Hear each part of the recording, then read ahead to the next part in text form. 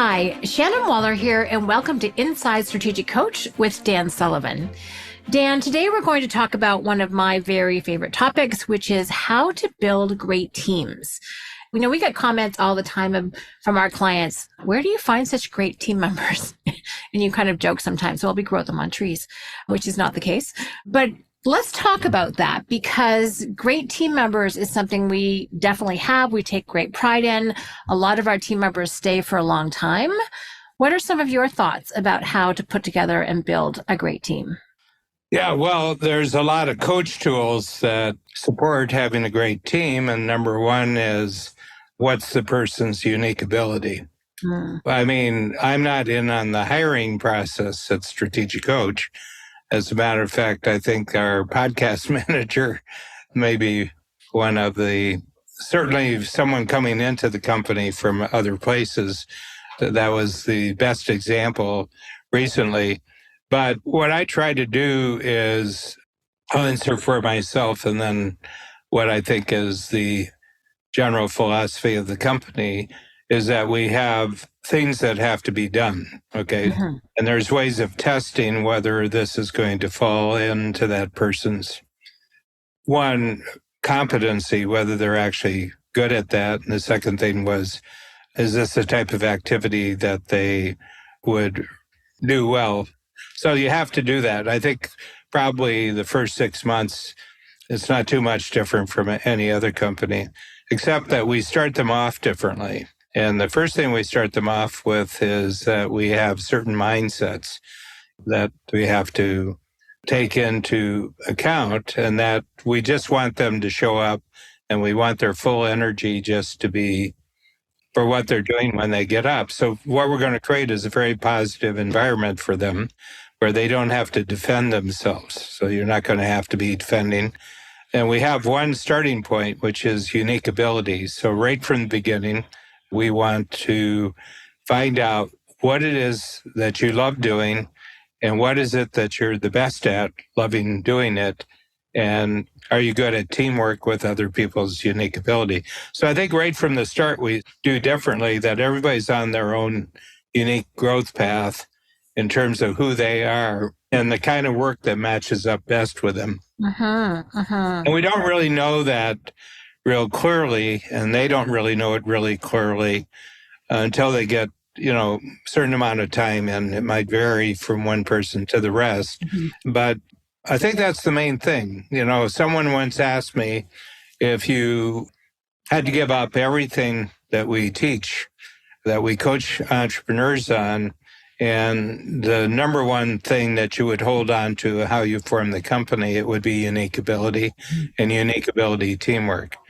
And once people know what they love doing, and we've got them placed so that's what they can continually expand the time at work, doing what they love doing, and they keep getting better at, and they get really good teamwork. You don't really have to manage them. You don't have to monitor them. You don't have to motivate them. Okay. And better yet, you don't have to fire them. I would say that's it. And so right from the beginning, we're investing in who they are as an individual, and we're encouraging great teamwork with other people. And there's no need for politics. Yes. Or drama. Especially interpersonal politics. Not so much, the way most people think about politics, but everything is positive. We put the emphasis on positive. We put the emphasis, if something doesn't work, probably the system was lacking for it, not the individual was at fault. There was something in the teamwork. There was something in the systematic handoff from one person to another. So it's not a blaming culture. Not a blaming culture. It's a winning culture or a learning culture. Yes, I love that. Dan, what you're making me think of right now is our 4 core values, which has the acronym PAGE. So it's positive and collaborative teamwork, to be alert, curious, responsive, and resourceful. That's the A. The third one is to get results. We are here for a purpose and a reason, and that's measured by results. And the last, which is I know is very near and dear to your heart, which is really to provide an excellent first-class experience. Mm-hmm. And we take great pride in doing that and being very hospitable. So positive and collaborative teamwork, being alert, curious, responsive, and resourceful, getting results, and then finally, excellent first-class experience. And that's part of what we educate people on. And if that's not something that's near and dear to their heart or not in alignment with their values, we're not a great fit. But if they are, this is somewhere where they get to expand on and contribute their own uniqueness. Yeah. And along with that, Shannon, I mean, we talk about the internal culture, but it also has to do with what we actually do as a business and who we do it for. Mm-hmm. Say more about that. Well, our entire clientele are entrepreneurs. Yep. Second thing is that they're successful, talented, ambitious entrepreneurs. Okay. And it's above a certain income level. So right now it's 200,000, in US and Canada, it's $200,000. Okay. So they have to be successful already before they come into the program.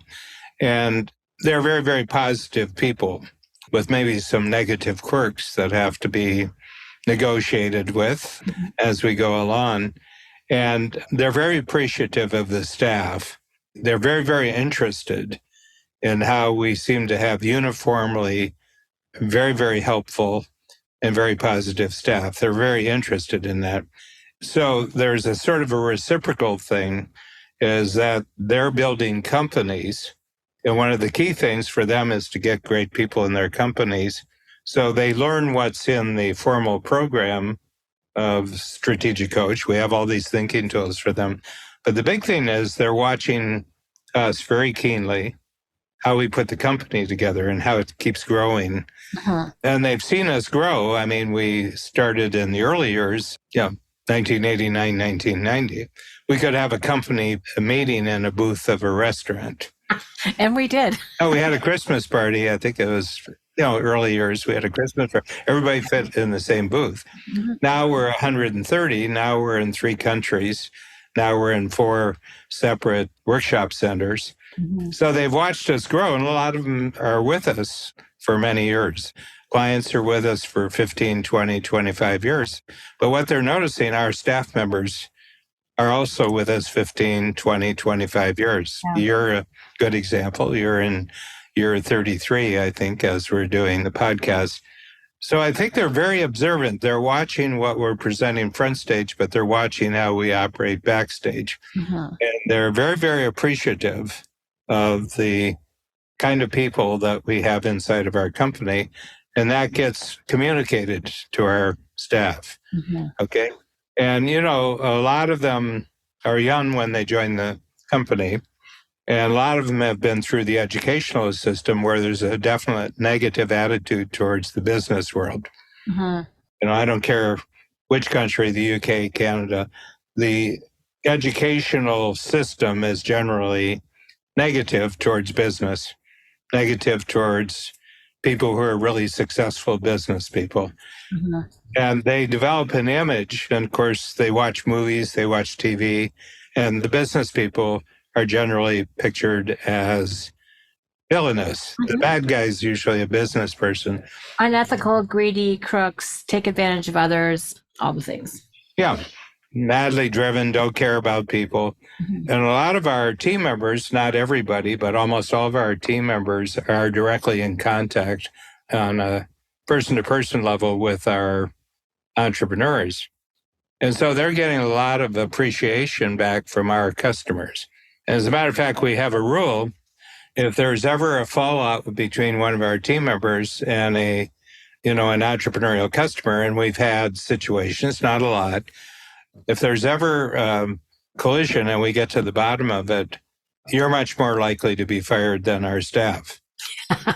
And we let our staff know that we're going to take your side if there's any collision. Uh-huh. It may be a misunderstanding, but it may be wrong behavior on the part of the entrepreneurs. So we always tell them that you don't have to put up with bad behavior by our customers. Yeah. I mean, I'm high up in the organization, and I'm the head coach and I'm the person. So I've never been badly treated by any of our entrepreneurs in 35 years. I've not been badly treated, but our team members have been badly treated. We tell them the moment you get bad treatment from the entrepreneurs, you tell us and we'll take your side. But if you let it go on and you don't tell us, you're making our job very difficult. And you've said before, Dan, that creates an incredible sense of safety for your team. And I think that's a really astute perspective, because a lot of entrepreneurs haven't been an employee or team member forever, if ever. But you kind of get what's important to a team member, and being safe is psychological safety is measured. Well, they can't be at their best if they don't feel safe. Exactly. There's one other direction I'd like to go on, and this is something that you've said before, and that is you have to be someone that great people want to work with. Can you talk to that a little bit? Yeah. Well, it comes up, and we see this early in the program where people are just, in often cases, haven't been successful at growing teams. Yeah. Or the other thing, they're moving from being a sort of self-employed entrepreneur. I mean, they can be making a lot of money. They can be making $500,000, but they've never really had much more than a secretary, a series of secretaries, usually, which they call secretaries. So they say, well, in my area, you can't find great people. They'll name geographic area. And I said, well, the great people are there. They're just not looking for you. If you want great team members, you got to be a great entrepreneur. And that also includes being a great person. What great coaching, Dan. And what specifically do you advise people to pay attention to be a great entrepreneur? Well, what are great team members looking for? Yeah. See, they're buyers too. I mean, you consider, that you're hiring someone, you're the buyer. But in today's world, a lot of our entrepreneurs are from the boomer generation. I'm ahead of that. I was born 2 years before the boomers, but the boomer generation, they're starting to get elderly now. I think the last baby boomer technically crosses 65 in 2028. And the other generations, the employer was always the buyer. And I says more and more in the marketplace, the person you want to hire is a buyer too. And they're getting more picky about where they go. And team members are looking for two things: it's a meaningful business. In other words, from their perspective, you're doing good in the world. And the second thing is, do you invest in me when I join? Do you really make investments of time and training, correct testing to see that I line up with the things, just a whole environment there. So I think that the criteria that people in the marketplace have for going to work for someone, and the thing is that the employer generation has a bigger population than the employee generation. We don't call them employees, we call them team members. Because the employer sounds a lot like corporations, and we're not a corporation. We're an entrepreneurial company, and all of our clients are entrepreneurs. And you're not corporates, and for the most part, they're not managers. Yes, very true. The entrepreneurs. What they are is innovators. What they are is really great marketers. They're really great salespeople. And learning how to manage has never really been high on the list of things. They hire managers. They're leaders, but they're not managers. Okay. So true. So if you're hiring and you don't have a bigger future yourself as an entrepreneur, great team members who want a bigger future aren't interested being with someone who doesn't have any future. Dan, your 2 points about what people are looking for and that they're also the buyer is so spot on in my experience. So as someone who's passionate about teamwork, and it's funny, your second point, do you invest in me? Literally, my last team success podcast was the value of investing in your team. I actually said that. That's the title. It's going up shortly.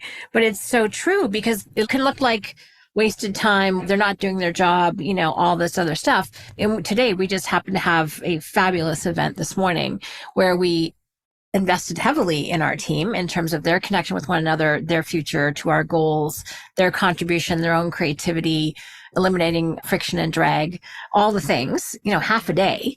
And that's not a small investment with the 75 people in the room, but that's going to pay off in spades. And we do see it as an investment, not a cost.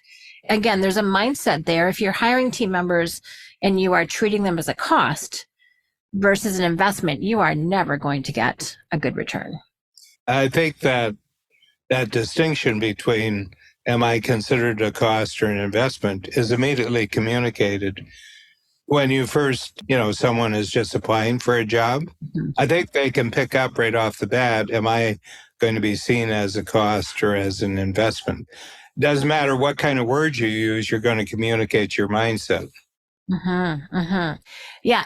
And it's interesting, Dan. It's one of those ones where people just have to really get it. I mean, you've been coaching this mindset forever, but it is a mental shift for some people who've always seen people on one side of the, income statement, their costs, their expense, but to really treat them as an investment means, like any investment, you put things into it so that it will grow. Mm-hmm. And people are give you such a phenomenal return. You're someone who's really great at doing that, in my experience. You provide direction, you provide meaningful work, you give clarity about what you're looking for, and then you let people figure out their own way to do that.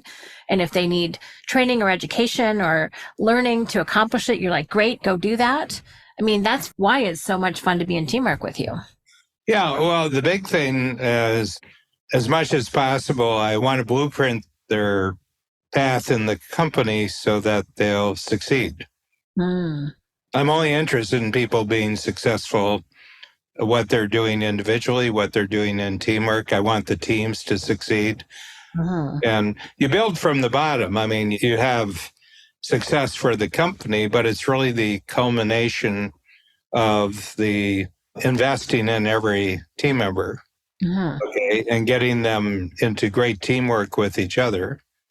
The top line takes care of itself. If you organically grow where there's just level after level of excitement about their work, they love their work, they love working together, they love the projects they're working on, success is just guaranteed from that.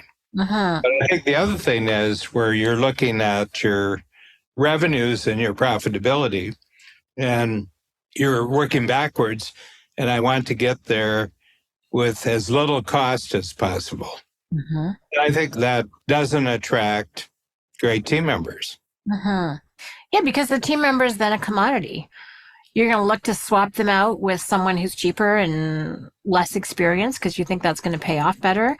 You're not going to invest in long-term people. In terms of longevity, our company is, well, I'm sure there's maybe a few others, but I think it's unique. Exactly. Good people don't leave. Right. And it's kind of amazing. I mean, I haven't seen the update on it for about 6 months, but easily more than half have been more than 10 years. We now, out of 130, we have 25 who are closing in on 25 or longer years. You have seniority. You're the furthest distance away from the starting line. That would be true. Versus the oldest, that would be without any thought in mind of a finish line. No. And also with enormous amount of freedom and trust, which is incredibly enjoyable. We were chatting about this before, but it's about creating an environment, and we've done that in a previous podcast, where people can show up as great. And certain people are right fit for a company and certain people are not. That's cool. But there's not a lot of barriers to being great here, which I think is a key part of it.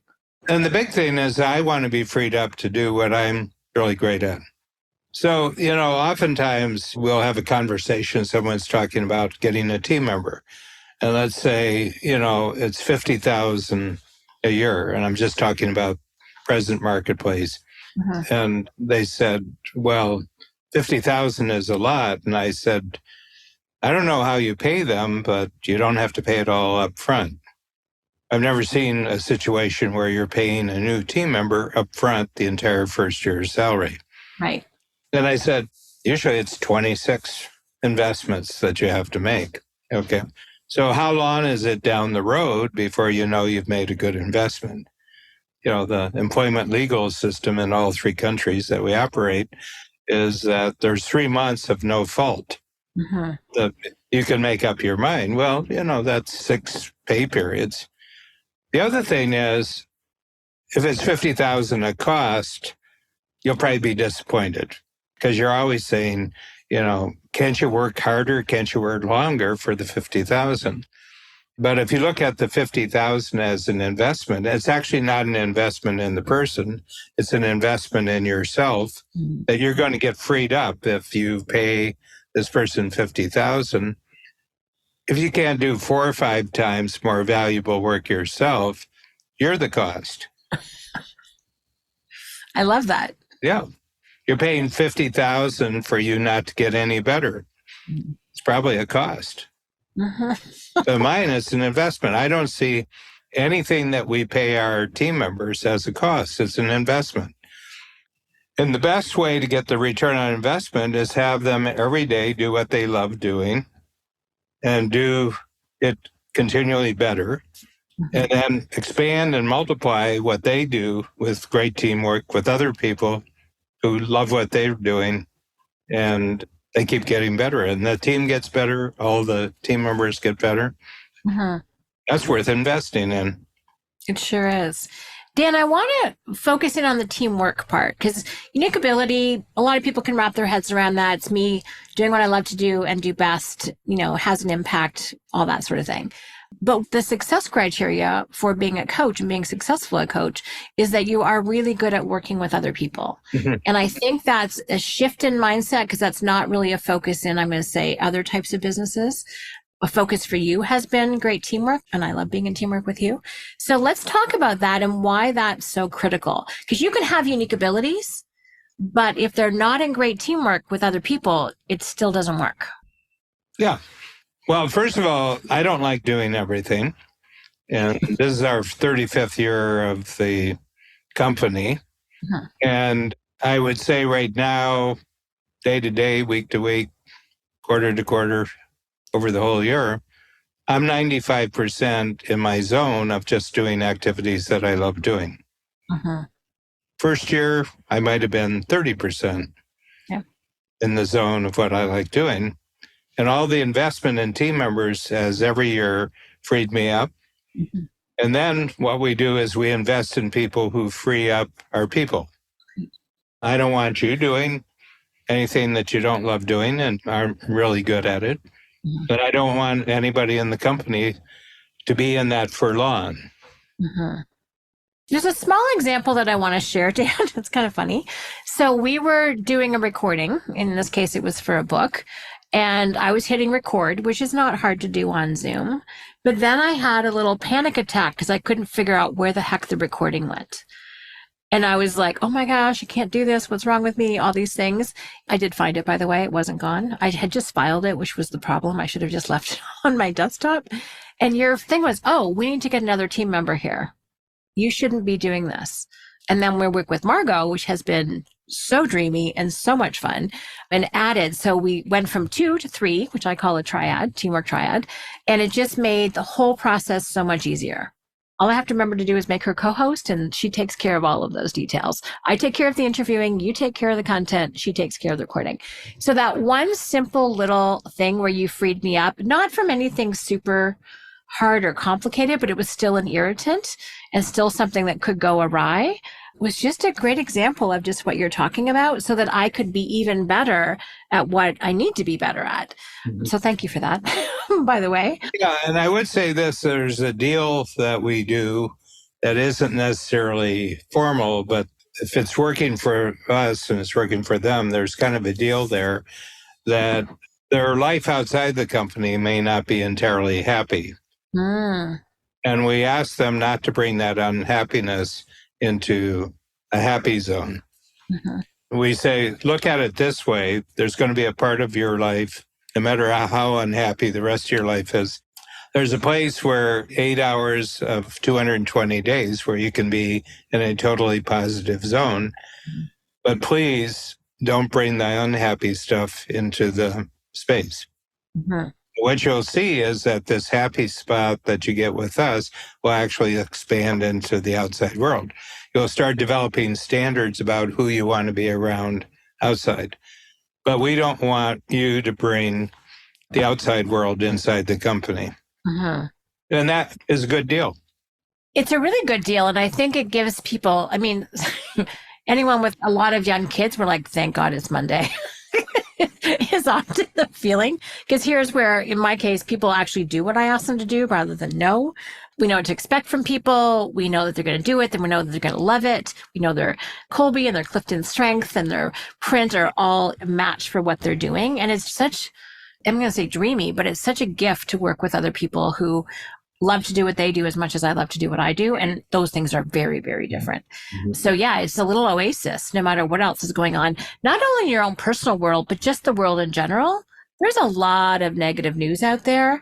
And when you know that when you're coming into strategic coach, it's going to be positive, it's going to be purposeful, it's going to be productive and profitable. That's pretty appealing. Again, it's that oasis from everything else. Mm-hmm. It kind of comes down to Babs and me because that's the kind of personal life we have outside the company. I mean, we've led a very, very positive life and we're suited to each other. And it's not a relationship we've ever had to work at. It was just a relationship that always worked. And I don't come to work to have it be different. Right. Nice. Yeah.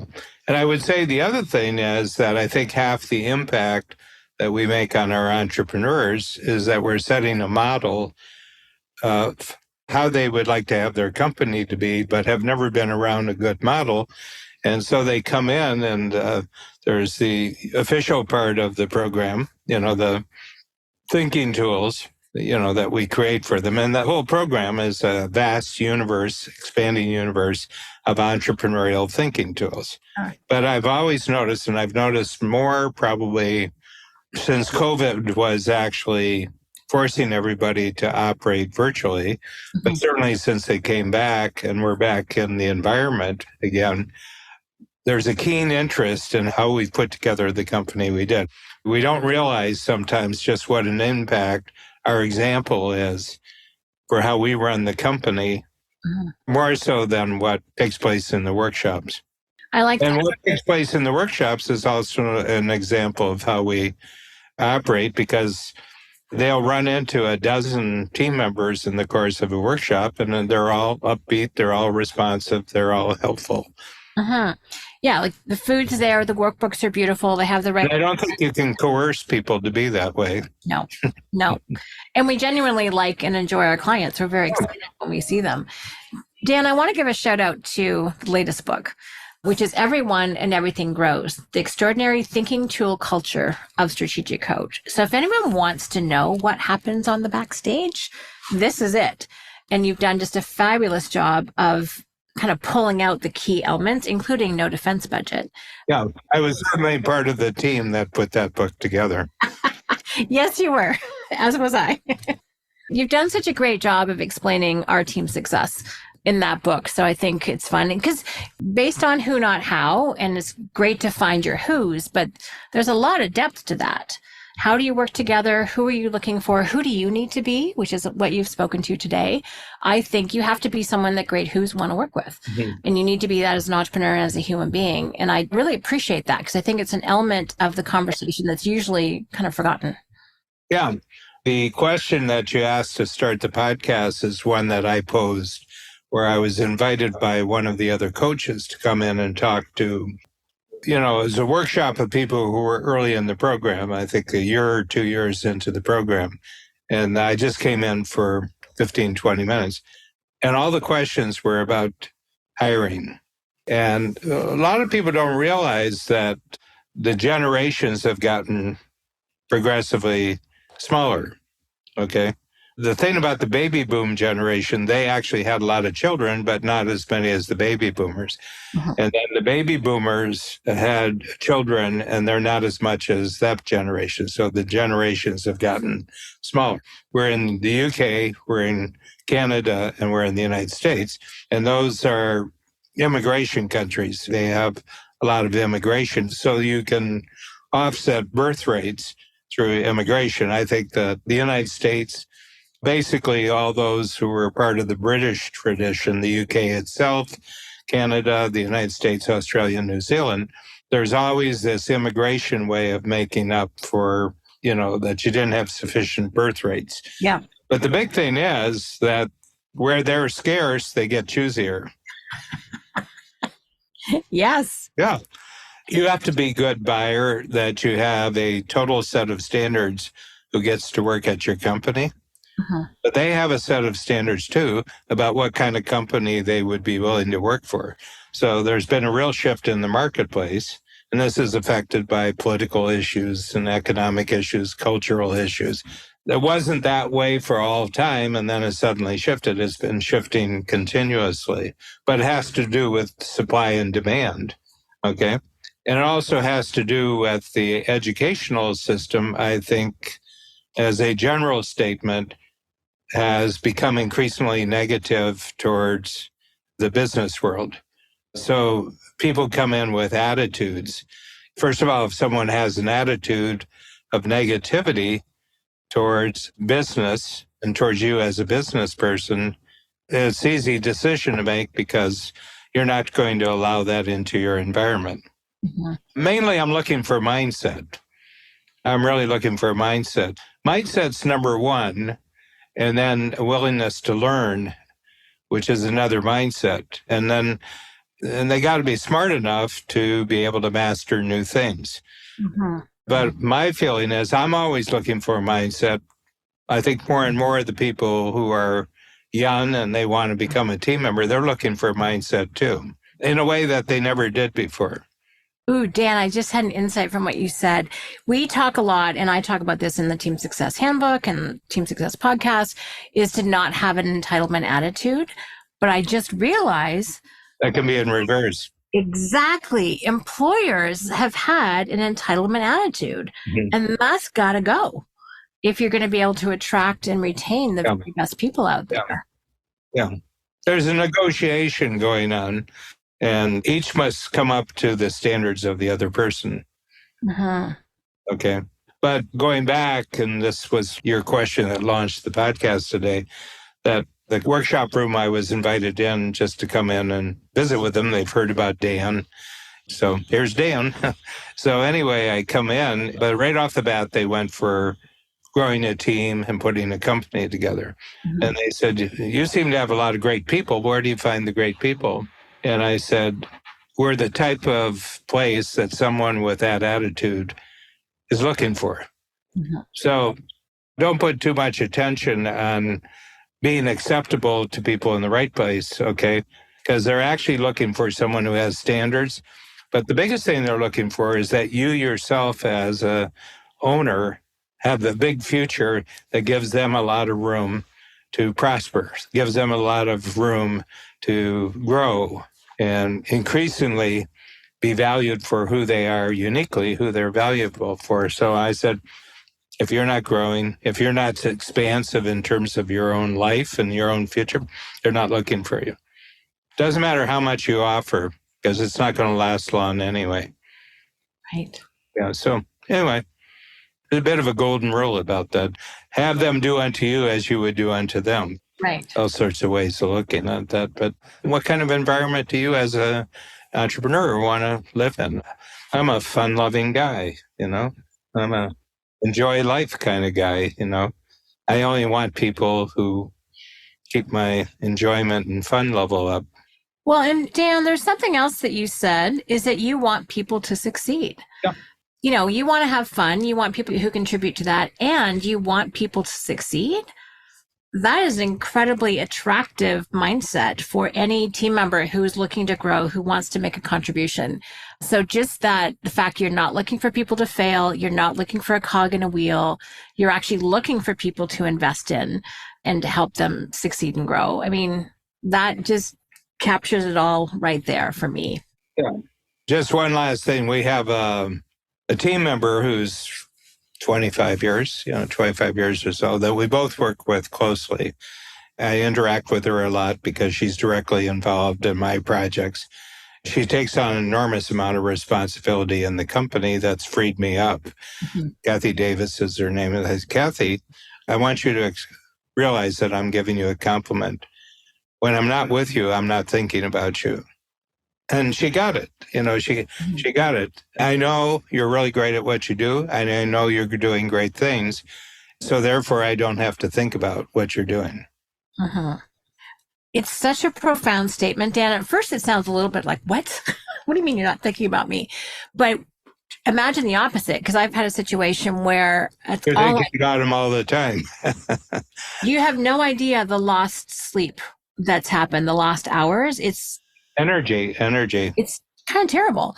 And so it's like the highest compliment is the fact that you're not thinking about them because you're a trusted partner. You're someone you totally know is going to get it handled, or they're the person that's going to handle it. And you don't even have to think about them. Like, how fabulous is that? That's unique ability teamwork in action, because they're just so good at what they do. You don't have to worry about it. If you are worrying about them, that's actually the problem. Oh, yeah. Yeah. So I love that. It's such a fun twist on what people expect. I really, really, really appreciate your thinking and your mindset. I'm going to get the transcript and use it as a template for something on unique ability teamwork. Your mindset and your attitude has attracted and continues to attract really, really great team members with whom I get to work. So thank you for my own personal experience, but it also provides incredible leadership and direction to others who may have been trained or raised or just fallen into a different way of thinking about it. And I think this really helps provide the what and the why and the how for how to do it differently so they can have great team members too. So thank you. This has been awesome. We get together a lot socially, Shannon, but I want you to know I don't think about you at all when I'm at work. Highest compliment ever. Thank you, Dan. Same goes. All right. Thanks so much. Thank you, Shannon.